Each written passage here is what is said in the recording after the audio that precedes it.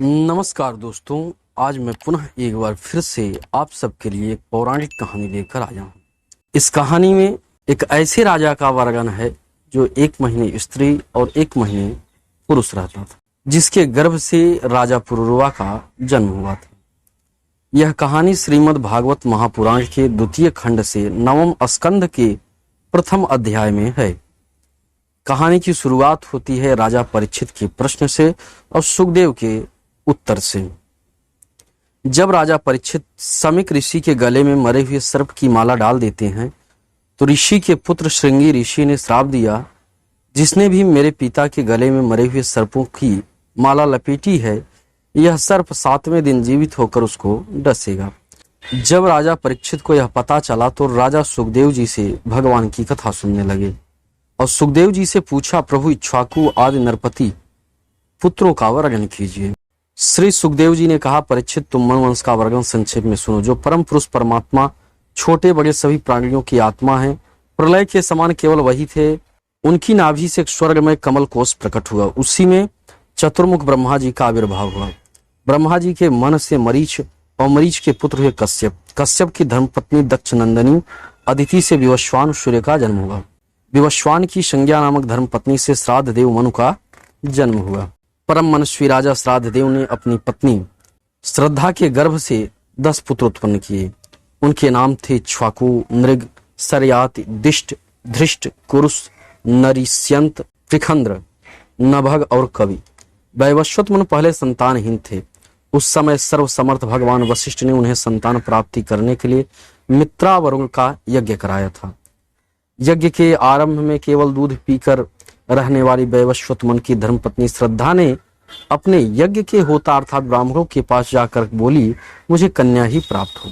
तब अधर्यु की प्रेरणा से होता बने हुए ब्राह्मणों ने श्रद्धा के कथन का स्मरण करते हुए एकाग्र चित्त से वखटकार का उच्चारण करते हुए यज्ञ कुंड में आहुति दी। तब यज्ञ के फलस्वरूप पुत्र के स्थान पर इला नाम की कन्या हुई। उसे देखकर श्राद्ध देव मनु का मन कुछ प्रसन्न नहीं हुआ। उन्होंने अपने गुरु वशिष्ठ जी से कहा, भगवान आप लोग ब्रह्मवादी हैं, आपका कर्म ऐसे विपरीत फल देने वाला कैसे हो गया? अरे यह तो बड़ी दुख की बात है। भगवान वशिष्ठ ने उनकी यह बात सुनकर जान लिया कि होता ने विपरीत संकल्प किया है। इसके लिए उन्होंने वैवस्वत मन से कहा, राजन तुम्हारे होता के विपरीत संकल्प से ही हमारा संकल्प ठीक पूरा नहीं हुआ, फिर भी अपने तप के प्रभाव से मैं तुम्हें श्रेष्ठ पुत्र दूंगा। भगवान वशिष्ठ ने ऐसा निश्चय करके उस इला नाम की कन्या को ही पुरुष बना देने के लिए पुरुषोत्तम भगवान नारायण की स्तुति की। सर्वशक्तिमान भगवान हरि ने संतुष्ट होकर उन्हें मुंह मांगा वर दिया, जिसके प्रभाव से वह कन्या ही सुद्युम्न नामक श्रेष्ठ पुत्र बन गई। कुछ वर्ष बीत जाने पर राजा सुद्युम्न शिकार खेलने के लिए सिंधु देश के घोड़े पर सवार होकर कुछ मंत्रियों के साथ वन में गए। वीर सुद्युम्न कवच पहनकर और हाथ में सुंदर धनुष एवं अत्यंत अद्भुत बाण लेकर हरिणों का पीछा करते हुए उत्तर दिशा में बहुत आगे बढ़ गए। अंत में सुद्युम्न मेरु पर्वत की तलहटी के एक वन में चले गए। उस वन में भगवान शंकर माता पार्वती के साथ विहार करते रहते हैं। उसमें प्रवेश करते ही वीरवर सुद्युम्न देखा कि मैं एक स्त्री हो गया हूँ और घोड़ा घोड़ी हो गई है। साथ ही उनके सब अनुचरों ने भी अपने को स्त्री के रूप में देखा। वे सब एक दूसरे का मुंह देखने लगे। उनका चित्त भी बहुत उदास हो गया। राजा परीक्षित ने सुखदेव जी से पूछा, भगवान उस भूखंड में ऐसा क्या था कि सभी लोग स्त्री हो गए? सुखदेव जी ने कहा, परीक्षित एक दिन भगवान शंकर का दर्शन करने के लिए बड़े बड़े व्रतधारी ऋषि अपने तेज से दिशाओं का अंधकार मिटाते हुए उस वन में गए। उस समय अंबिका देवी वस्त्रहीन थी। ऋषियों को सहसा आया देख वे लज्जित हो गईं। झटपट उन्होंने भगवान शंकर की गोदी से उठकर वस्त्र धारण कर लिया। ऋषियों ने भी देखा भगवान शंकर विहार कर रहे हैं। वे वहां से लौटकर भगवान नर नारायण के आश्रम चले गए। उसी समय भगवान शंकर ने अपनी प्रिया भगवती अम्बा को प्रसन्न करने के लिए कहा कि मेरे अलावा जो भी पुरुष इस स्थान में प्रवेश करेगा वह स्त्री बन जाएगा। अब सुद्युम्न स्त्री बन गए थे, इसीलिए वे अपने स्त्री बने हुए अनुचरों के साथ एक वन से दूसरे वन में घूमने लगे।